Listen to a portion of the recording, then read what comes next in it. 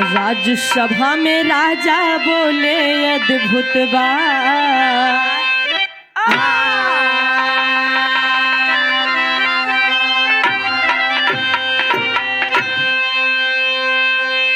बाबूजी कहानी के सुनी है तभी आनंद आई, तभी आप लोगों के हंसी छुटी। बाबूजी राजा का एक दरबार लगा था। दरबार में मंत्री सभासद सभी लोग बैठकर आपस में बातचीत कर रहे थे। तभी राज दरबार में राजा का प्रवेश होता है। राजा करते क्या है, बिरहा में गजल के टुकड़े में कहना है,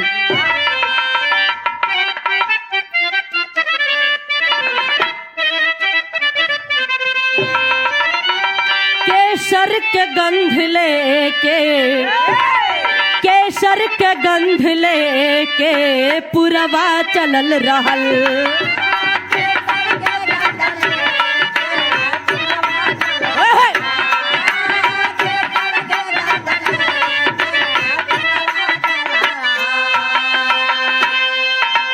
केसर के गंध लेके पुरवा चलल रहल।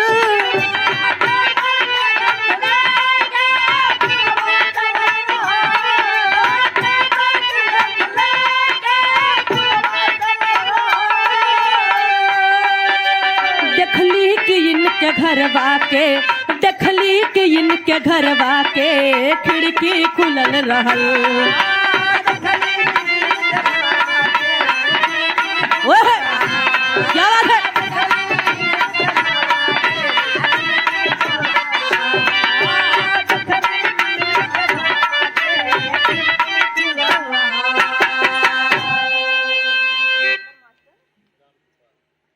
परमादीपम सधे राजेंद्र मास्टर और साथ में राम कृपाल जी, जुगल जोड़ी, क्या बात है। 51 रुपए देकर सम्मान किए, बहुत बहुत प्रणाम है, आशीर्वाद की कामना है। भाव पर गौर करिए बाबूजी, कहना है,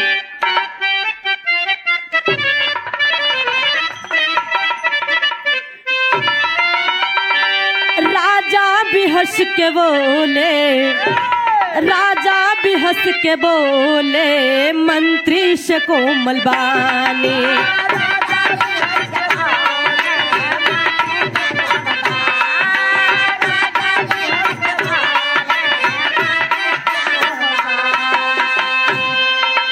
राजा भी हंस के बोले, मंत्री से कोमल बानी।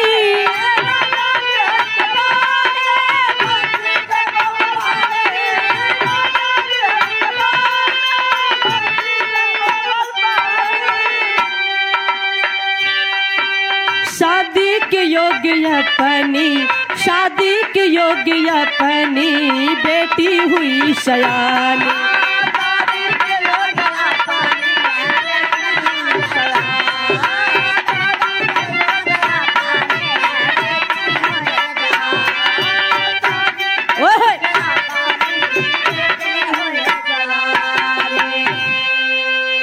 बाबूजी जब राज दरबार में राजा का प्रवेश होता है, राजा मंत्री के बुलाएन, मंत्री पास में गए। राजा कहें मंत्री बिटिया सियान होएगा है। मंत्री कहें हाँ महाराज, बिटिया सियान होएगा है, बढ़िया से घर भर देख के बिटिया का ब्याह कर दिया जाए। राजा कहें मंत्री रुका, बिटिया का ब्याह होई लेकिन कुछ अलग ढंग से। मंत्री कहें महाराज हम आपके बतिया समझे नहीं। तब राजा बतावथन का,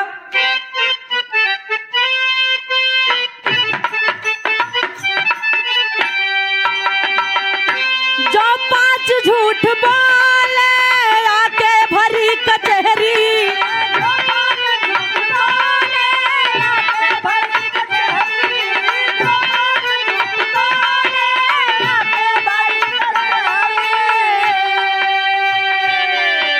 बेटी के साथ दूंगा, बेटी के साथ दूंगा उसे आधी राजधानी।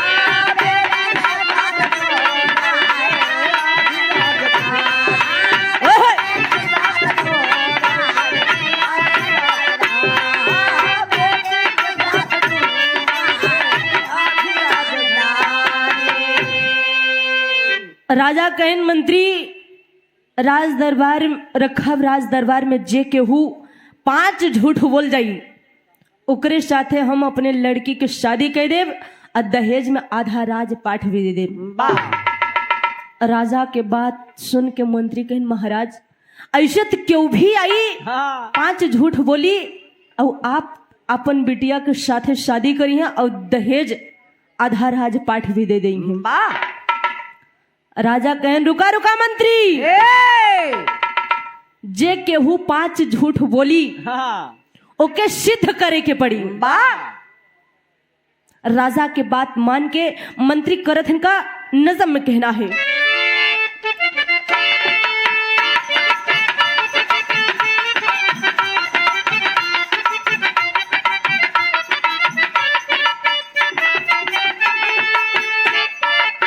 हुआ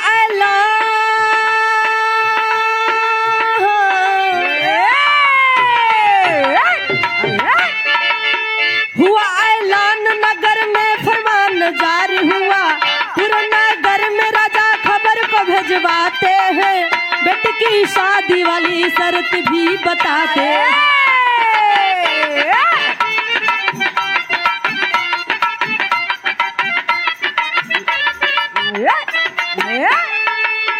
हुआ ऐलान नगर में फरमान जारी हुआ, हुआ ऐलान नगर में फरमान जारी हुआ, सुनकर बात प्रजा में उत्साह भारी हुआ।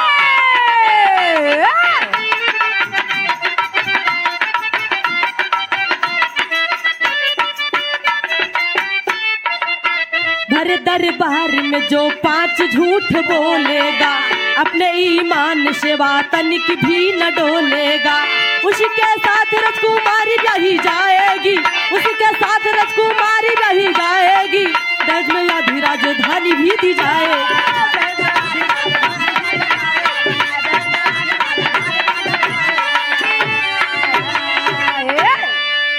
परमादीपम सधे रामलाल गौतम कमेटी के अध्यक्ष भैया जी के तरफ से 51 रुपए का आशीर्वाद मिला, बहुत बहुत प्रणाम है, आशीर्वाद की कामना है।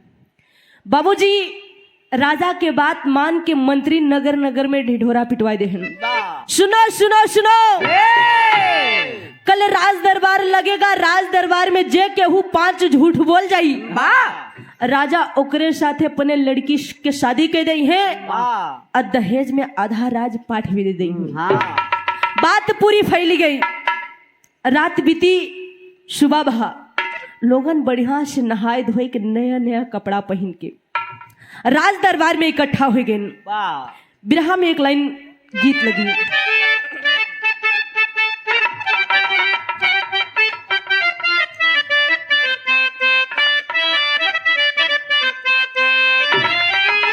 सुन कैला बाला मुँह, सुन कैला बाला मुँह कचौरी गली, सुन कैला बाला मुँह मिर्जापुर के कैला गुलाजार हो, कचौरी गली सुन कैला बाला मुँह।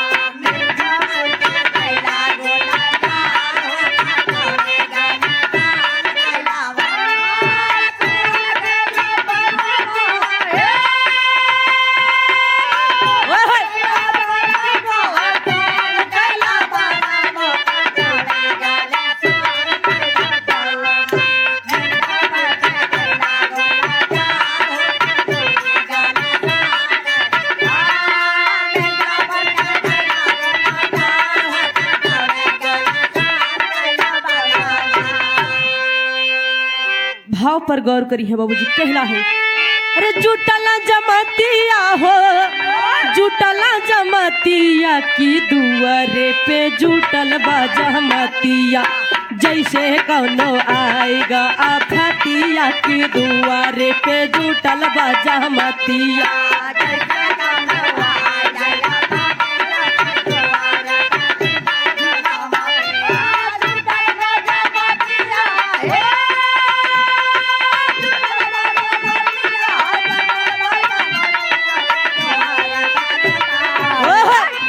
क्या बात है,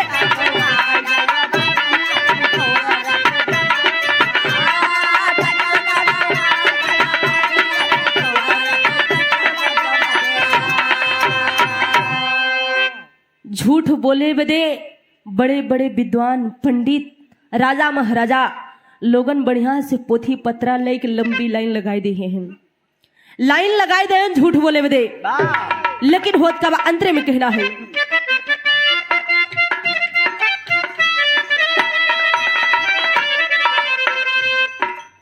जमन विद्वान पहुंचे राजा के समनवा,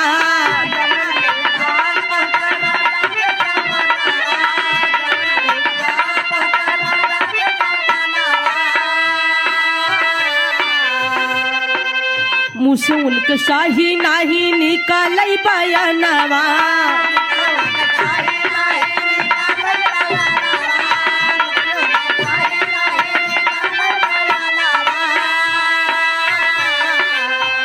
लंबी लाइन लगी है, बड़े बड़े विद्वान पंडित राजा महाराजा लंबी लाइन लगाए हैं। लेकिन राजा एक निगाह नीचे से ऊपर तक देख देते हैं तो बोले के चाहिए हम तो बोलत है निमली लोगन के साथे होत का बा शाबाही के होत बादशाह सातिया की दुआरे पे जुटल बाजा मतिया।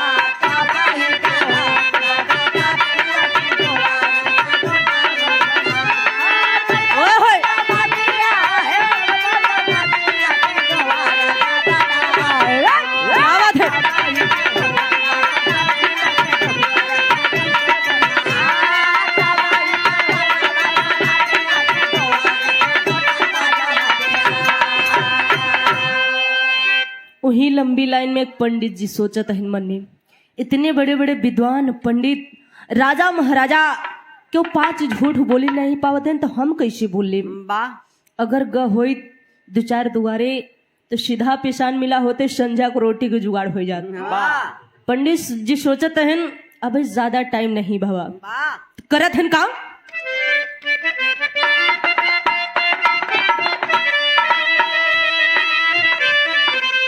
तबले एक पंडित चले घरवा की ओरी,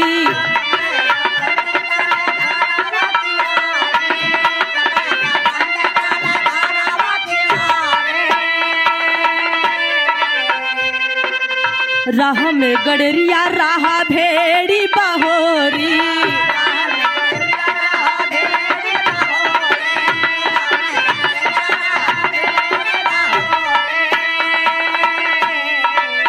इतना सोच के पंडित जी राजमहल से बाहर निकल गए। दूर बगीचा में एक गडरिया भेड़ी बकरी चरावत रहा। पंडित जी के देखे पंडित जी पाल आ गए। पंडित जी सोचत हैं गडरिया बड़ी लंबी जरमी दागत बा। गडरिया कहे महाराज, पंडित जी कहन जिया जिया जिया गडरिया। गडरिया कहत महाराज ऐसे आवा ऐसे। पंडित जी सोचत हैं गडरिया बुलावत काहे ना एकर बतिया सुन ले, पिछले वाला गौना में चला जाई। पंडित जी गडरिया के पास पहुंचन। गडरिया कहे महाराज सुरती लेहे यहाँ। पंडित जी कहन हाँ लेहे यही। कहन महाराज हमारी बिड़िया चुकी गई है, बड़ी तलब लगी है तय सुरतिया खियाई देता। पंडित जी सोचन कि इतनी कड़ी दोपहरिया में गडरिया तलबियान बा कहने का सुरतिया खियाई दी। पंडित जी गडरिया सुरती दे देन। गडरिया सुरती खाए लेहिस। जब सुरती खाए लेहिस कहेस महाराज इतनी कड़ी दोपहरिया में तू आवत कहाँ से यहाँ? कहन तो के पता ना बा राज दरबार में जे केहू 5 झूठ बोल जाई राजा ओकरे साथे अपने लड़की के शादी कर दी और दहेज में आधा राजपाठ भी दे दी। जब इतनी बात गडरिया सुनेस कहेस महाराज तब तो लहाए होगा। पंडित जी कहन बड़ा बेवकूफ है, इतने बड़े बड़े विद्वान राजा महाराजा क्यों 5 झूठ बोली नहीं पाते तो हम बोल ले। कहन महाराज क्यों 5 झूठ बोली नहीं पाए? पंडित जी कहन अबे तय ऐसन बोला ते जना 5 झूठ बोली लेबे। कहन महाराज तय हमार लगवा पकड़ा। महाराज तय हमार लगवा पकड़ा। पंडित जी कहन हम लगा पकड़ी। कहन महाराज तय पकड़े रहा हम आवत है। गडरिया करत का बा सुन के हमरो जागल जा जा बातिया की दुआरे पे जुटल बजा मतिया।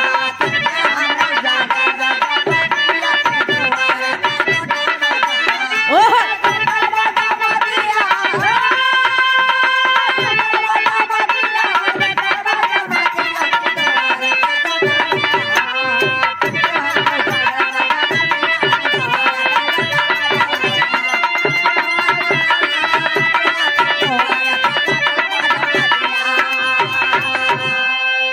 गडरिया पंडित जी लग्गा पकड़ाई के रहियागा। पंडित जी कहने कहा गडरिया कहे महाराज तई हमार भेड़िया बकरिया ताकेरा हम आवत ही। पंडित जी कहन कहा कहना हम 5 झूठ बोल के आवत ही तई हमार भेड़िया बकरिया ताके रहा। बाबूजी गडरिया वही आधी टांगे को धोती पहने छकड़ाहीन झकात लंबी लाइन लगी बा। जब राज दरबार में गडरिया पहुंचा तो लाइन इधर उधर हुई गई।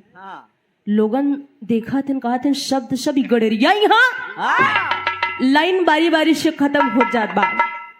जब राजा के सामने गडरिया का नंबर आई राजा नीचे से लेकर ऊपर तक देखा थे। राजा कहन अबे जौने रास्ता से आई है वही रास्ता से चला जी। तब तक मंत्री कहन दो हाय महाराज अगर गडरिया झूठ बोले बदे आई है ते एकर झूठ सुना जाए। राजा कहन चल बेका झूठ बोल के सुनाओ। यहाँ एक लाइन तर्ज लगी।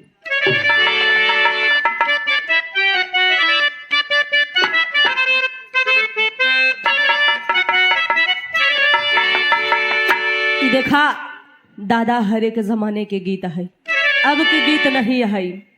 कहना है इशारों को अगर समझो राज को राज रहने दो। इशारों को अगर समझो राज को राज रहने दो। इशारों को अगर समझो राज को राज रहने दो। लेकिन गडरिया झूठ बोलत का बा, कहत का बा झूठ की है अगर ख्वाहिश आज हम झूठ बोलेंगे। झूठ की है अगर ख्वाहिश आज हम झूठ बोलेंगे। झूठ की है अगर ख्वाहिश आज हम झूठ बोलेंगे।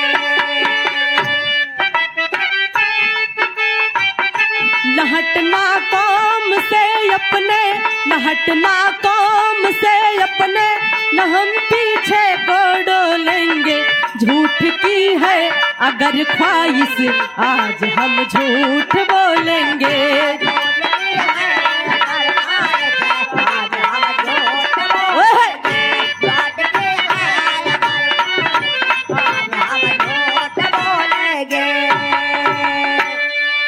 गडरिया कैश महाराज जी राज दरबार झूठ बोले बदे रखा है तो हम झूठ बोला। राजा कहन चलबे का झूठ बोल के सुनाओ। गडरिया झूठ बोलत का बा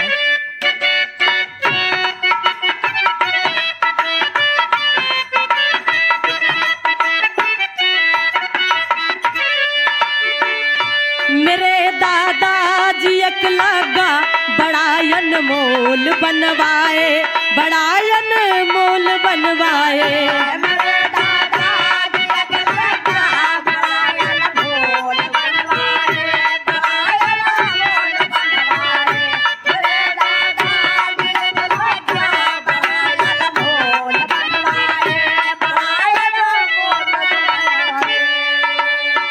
कहन महाराज हमरे दादा के पास एक ठी लग्गा रहा। राजा कहन बे रहा होई उसी टेरी ओरी तोड़ के भेड़ी बोकरी खियावत रहा होंगे। कहन महाराज वो लगवा बड़ा बढ़िया रहा। महाराज वो लगवा इतना बड़ा रहा, इतना बड़ा रहा। राजा कहन बे कितना बड़ा रहा। कहन यह जान ला महाराज जमीन से लेके आसमान तक। राजा कहन अबे ऐसन लग्गा। कहन हाँ महाराज। राजा कहन अबे उ लगवा से करत का रहन तोड़ दादा। तब गडरिया बतावत बा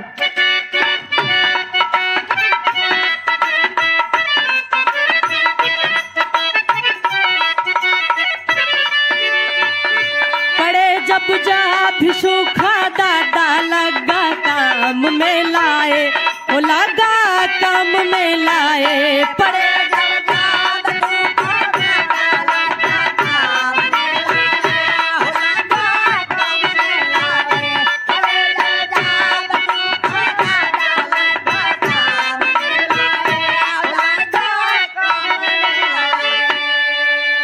कहन महाराज जब हर जगह सूखा पड़ जाए, अकाल पड़ जाए, कहूँ भी बारिश ना होई तो हमार दादा वह लगवा लियाई के अपने खेतों के बीचे बीच खड़ा हो जाई और हुई लगवा से बदरवा में छेद कर दी और जितना पानी की आवश्यकता रहा है उतना पानी गिराए ले, और गिराए के बाद एक फरुहा माटी ले मारे छेद बंद। राजा कहन अबे ऐसन लगा, कहन हाँ महाराज। राजा कहन अबे उ लगवा तो होई, कहन हाँ महाराज लगवा तो होई, तो अपने दादा के बुलावा। राजा कहन हमार दादा तो मर गए। गड़ेरिया कैस महाराज यहाँ झाम फंसेगा। राजा कहन कैसे, गड़ेरिया बतावत बाग। ले गए मांग कर दादा, ले गए मांग कर दादा, तुम्हारे भेद खोलेंगे, झूठ की है अगर ख्वाहिश आज हम झूठ बोलेंगे।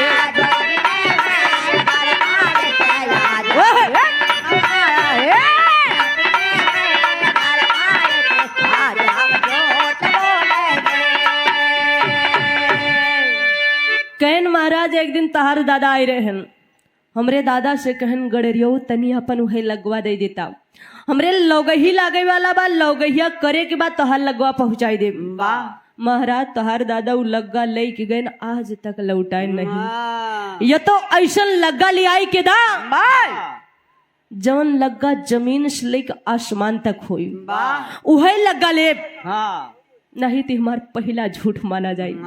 राजा मंत्री कहती, मंत्री राजा कहती, मंत्री कहन महाराज नंबर गड़ेरिया का एगो झूठ लिख उठा। यहाँ तर्ज बदल गई।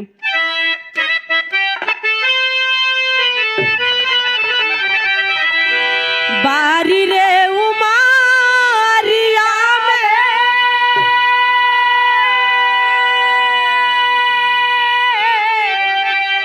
बारी रे उमारिया में पाही रऊ चुनरिया मोरे रापा।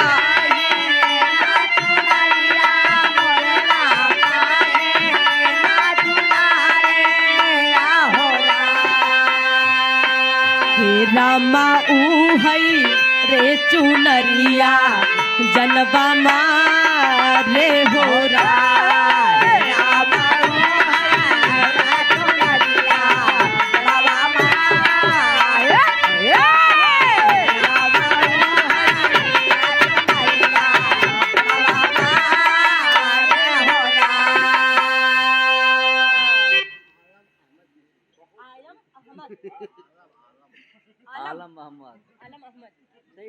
परमादीपम सधे आलम अहमद जी के तरफ से 21 रुपए देकर सम्मान के बहुत बहुत प्रणाम है, आशीर्वाद की कामना है। 30 रुपए लौटाई दा। भाव पर गौर करिए बाबूजी, कहना है हमरे दादा के रहलिए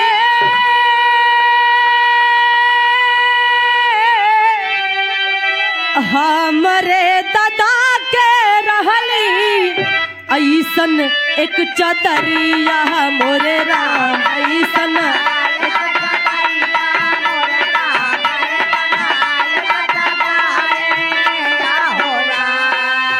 रामा माघ के महीनवा तमवा आवे हो।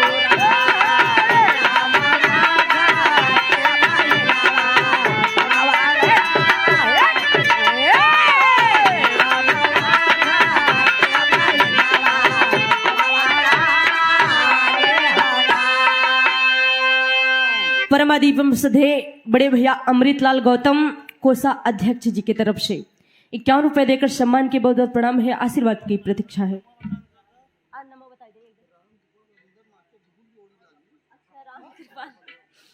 परमादीपम सधे बड़े भैया राम कृपाल जी की तरफ से और साथ में राजेंद्र भैया की तरफ से जुगुल जोड़ी। क्या बात है। 51 रुपए देकर सम्मान के बहुत बहुत प्रणाम है, आशीर्वाद की प्रतीक्षा है। बाबूजी गडरिया कहेस महाराज हमरे दादा के पास बड़ी बढ़िया चादर रही। राजा कहे नबे चादर रही हुई ओका माघ पुष्क महीना में ओढ़ के भेड़ी बकरी चरावत रही। कहन महाराज पहले माँ पूरी बतिया तो सुना। महाराज उस चादर में बहुत बड़ी खासियत रही। राजा कहे नबे चादरवा में कौन खासियत रही। केन महाराज उस चादर जेठ का महीना में दुआरे फैलाई दिया जाई। आ जितना जेठ को दोपहरिया का घाम रहे वही चादर में गठियाई दिया जाए। गठियाए के बाद ले जाए के कोठरी में खूटी में टांग दे। महाराज जब माघ पुष्क महीना आवे जब खूब ठंडी पड़त रही तो हमरे दादा का करे लोगन के बुलाई के अगनवा में बैठाई दी और वही चादर के टोक खोल दे। घर भर सब खूब घमौनी ले।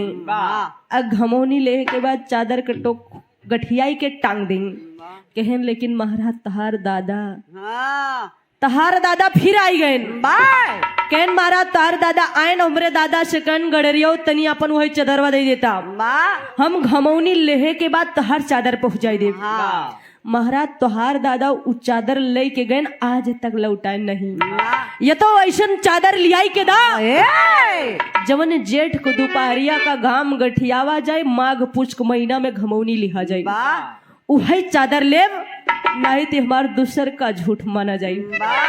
फिर राजा मंत्री कहती मंत्री राजा कहती मंत्री कहन महाराज नंबर 2 गडरिया का 2 झूठ लिख उठा बिरहा में टेरी लगी।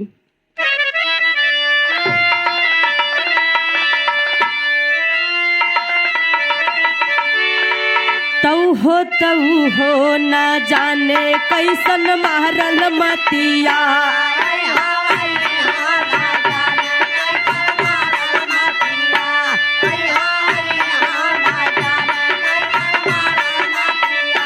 राजा के दिल लगी राजा के दिल लगी राजा के दिल लगी राजा के दिल लगी मगर पकड़ गई बतिया ना जाने कैसन पागल मतिया।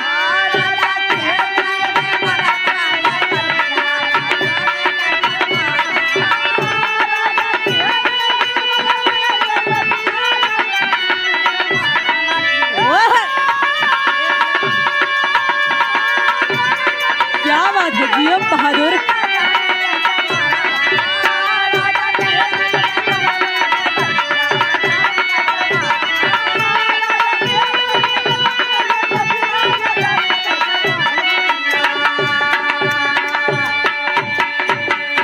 राजा की है दिल लगी मगर पकड़ गई बतिया। गडरिया तीसर का झूठ बोलत का बा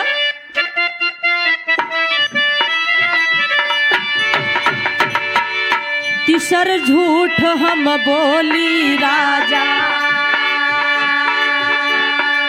नाही ताना साही हो हमरे दादा के पास में रहली ऐसने कराही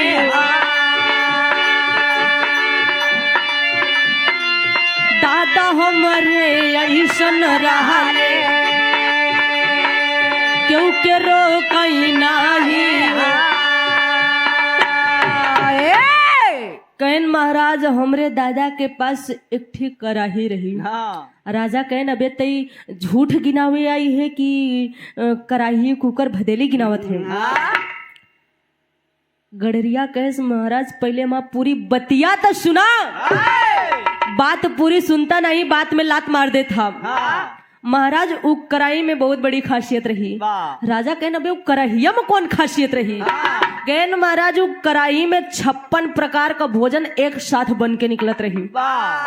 राजा कहन वही खिचड़ी। कहन ना महाराज सब चीज एक साथे डाला जाए लेकिन बन बन के अलग अलग निकलत रहा।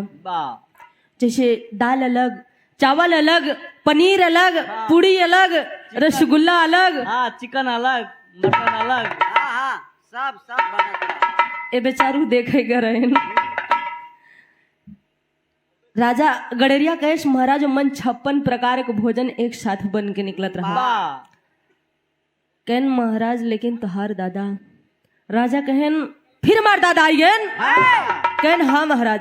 गडरिया बतावत बा। अरे मांगलई गयन तोहरे दादा, मांगलई गयन तोहरे दादा, लेकिन यसना चाही हो।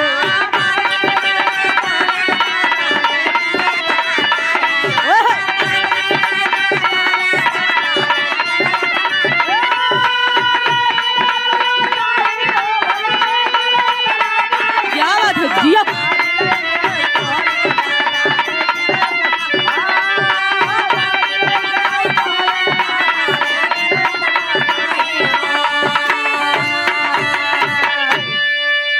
कहन महाराज तोहार दादा आयन हमरे दादा से कहन गडरियो तनी अपन वह करहिया दे देता। हाँ हमरे काज पड़ा बा, काज पूरा करे के बाद तोहार कराही दे दे। वाह महाराज तोहार दादा आयन हमरे दादा शुकराही लेके गए आज तक लौटाए नहीं। हाँ ये तो ऐसन कराही लियाई के दा जौने में 56 प्रकार का भोजन एक साथ बन के निकले। वही कराही ले, नहीं तो हमार तीसर का झूठ माना जाए। वाह मंत्री कहन महाराज गई बिटिया शेतई में गवाय आधा राज पाठ शेतई में नंबर 3 गडरिया का 3 झूठ लुक उठा। राजा कहन बे समय ज्यादा होएगा है, ऐसन करा 2 झूठ तू आने दिन बोल ली है। हाँ तब तक पूरी जनता कहा दुआई महाराज की। अगर गडरिया झूठ बोलता है तो अगर झूठ सुना जाए। वाह राजा कहन चल बेका झूठ बोल के सुनाऊ। यहाँ एक लाइन गीत लगी।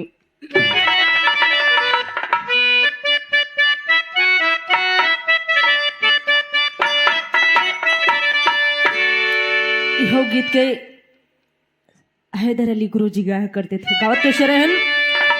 खाई गैला लंगड़ाया,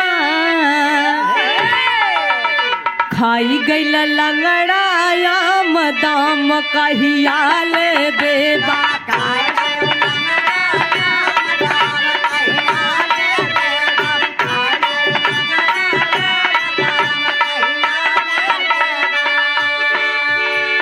लेकिन गडरिया झूठ बोलत कबा। दादा कैले मन में विचार कुदार हर कांधे पधइल।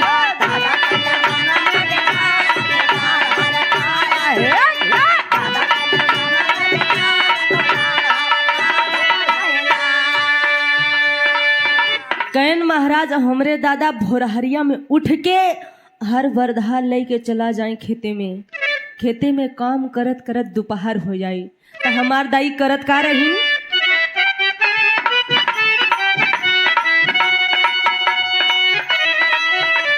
दाई हमार कर दादा क सेवा,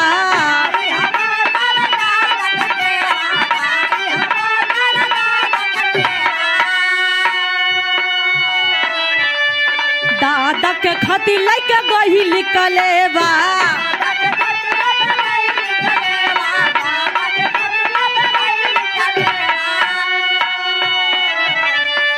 कहन महाराज जब हमरे दादा खेते में काम करत करत दोपहर हो जाए तो घरे ना आवे तो हमार दाई कलेवा ले ले पानी लेके चली जाए खेते में। हाँ और वही महुआ के सोढ़े के लगे गोहरावे तय सुना तहा हो आवा पाइला आवा खाइला। तो हमार दादा आवे हाथ पैर बढ़िया से धोई के महुआ के सोढ़ी के लगे बैठ के करे का। दादा कैले प्रेम से कैले जवनार कुदार हर कांधे पधइले।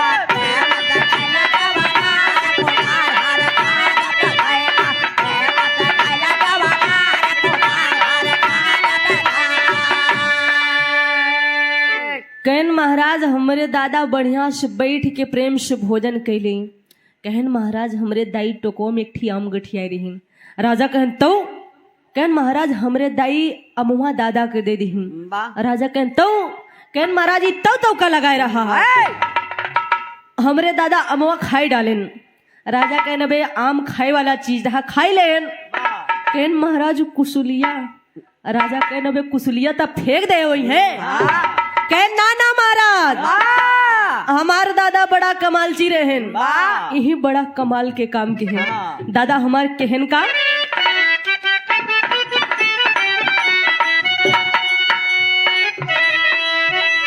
दादाजी मनवा में गौर बढ़ाई,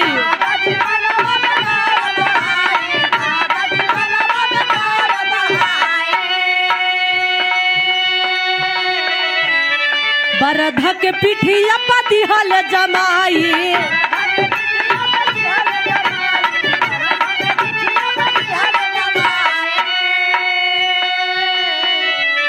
कहन महाराज हमरे दादाजी सोचन काम करत करत दोपहर हो जात लेकिन काम पूरा नहीं हो।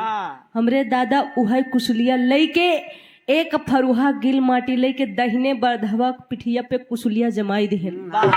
कुशलिया भई का पेड़ावा भइल छतनार कुदार हर कांध पधइल,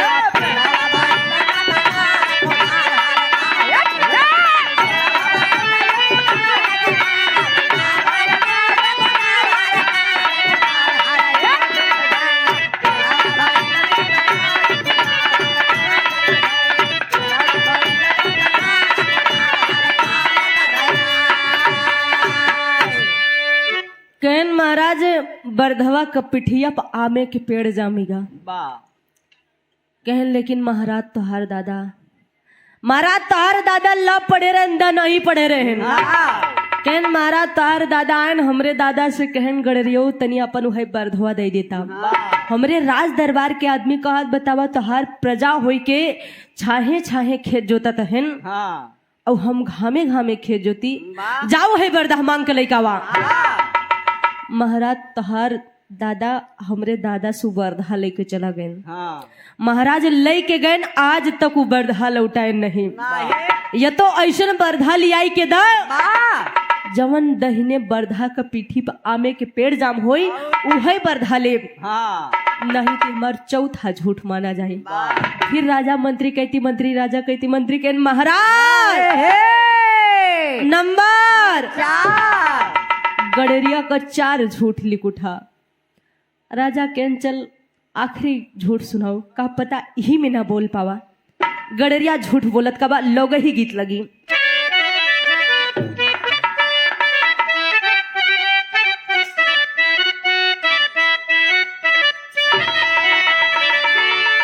संदीप भैया कोनो देवर भौजाई देवर से कहत कहत का बा उई गईले सूरज छीट के गईले घमावा होना, उई गईले सूरज छीट के गईले घमावा होना, देवरा मोहेला गई सूरज की रिनिया होना, देवरा मोहेला गई सूरज की रिनिया होना, देवरा मोहेला गई सूरज की रिनिया होना। देवर से भौजाई कहत बा ई धूप से कैसे बचा जाए। देवर बतावत बा जाऊ तो है लागई भौजी सूरजू की रिनिया होना,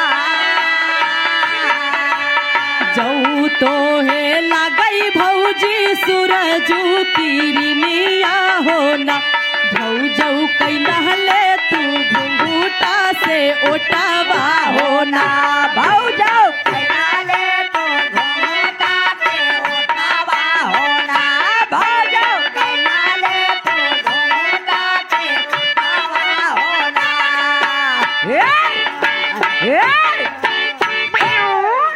लेकिन भाव पर गौर करिए बाबूजी, गड़रिया अंतिम आखिरी झूठ बोलत का बा दादाजी विचार कैलन एक दिन अपने मनावा होना, दादाजी विचार कैलन एक दिन अपने मनावा होना, दादा खेते बीच बोई दिहले चनवा होना, दादा खेते बीच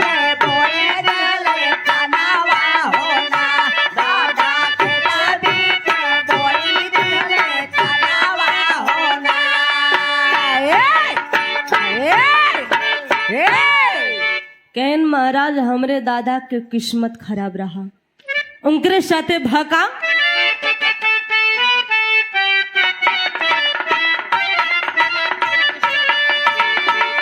परमादीपम सधे बड़े भैया बालेश्वर गौतम जी की तरफ से 51 रुपए देकर सम्मान की बहुत बहुत प्रणाम है, आशीर्वाद की प्रतीक्षा है। कहना है प्रभु बिगाड़ दी है ले कुला कामा होना,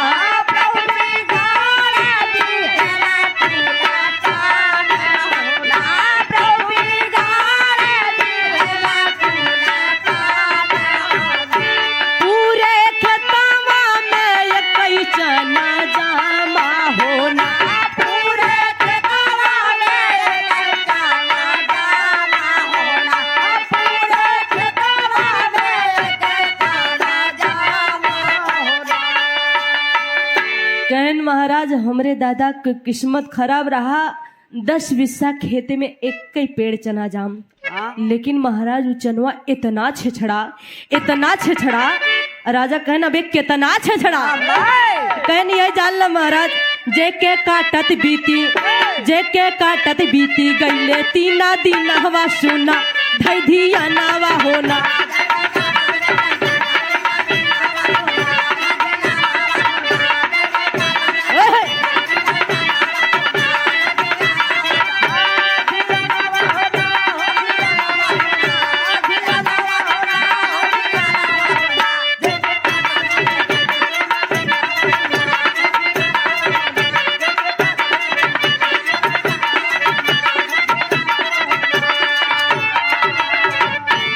कहन महाराज मनई कह के 3 दिन तक कटाई की हागा, कटाई करे के बाद लियाई के खरिहाने में गाज दी हागा, गाजे के बाद भाका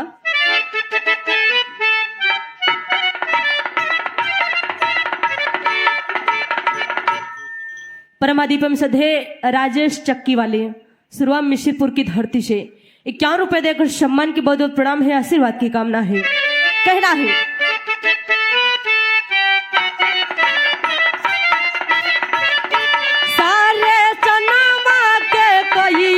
कटाई होना,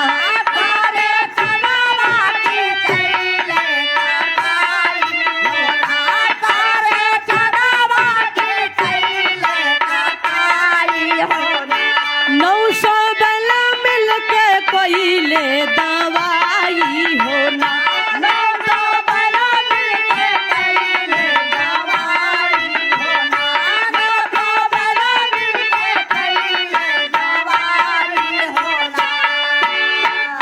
कहन महाराज मनई कई के 3 दिन तक कटाई की हागा, कटाई करे के बाद लियाई के खरिहाने में गाज दिहागा। महाराज 900 बैल लियाई को कर दंवरी करावागा, दंवरी के दौरान एक घटना घटी का एक बार आधा है राना खारी हाना हमा सुना भाई धिया नावा होना।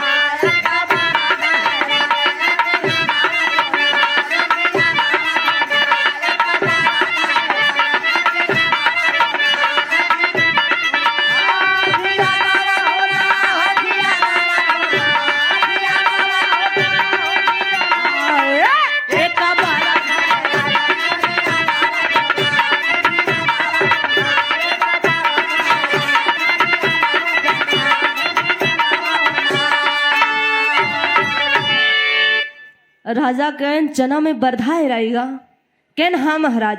राजा कहन अबे चनवा में से बरधवा मिला कि नहीं, कहन हाँ महाराज। जब चना उसावा जाए लाग बरधा गिरा धम से भगा बड़े जोर से, कहन लेकिन महाराज तोहार दादा। राजा कहन फिर मार दादा आइए, कहन हाँ महाराज तोहार दादा राजा महाराजा भले रहेन लेकिन बड़ा लालची रहेन, हमार दादा बड़ा दयालु रहेन। महाराज तोहरे दादा आयन हमरे दादा से कहन गड़रियो तनी अपन भाई चनवा दे देता। तू गड़रिया हा, तू भेड़ी बकरी चरौबा जिंदगी पार हो जाई, लेकिन हम राजा महाराजा है, हमका राजनीति करे के बा। तोहार चना लेके जाब, शाम के भेब सुबेरे को नाश्ता करब ताकि हमार दिमाग तेज होई। महाराज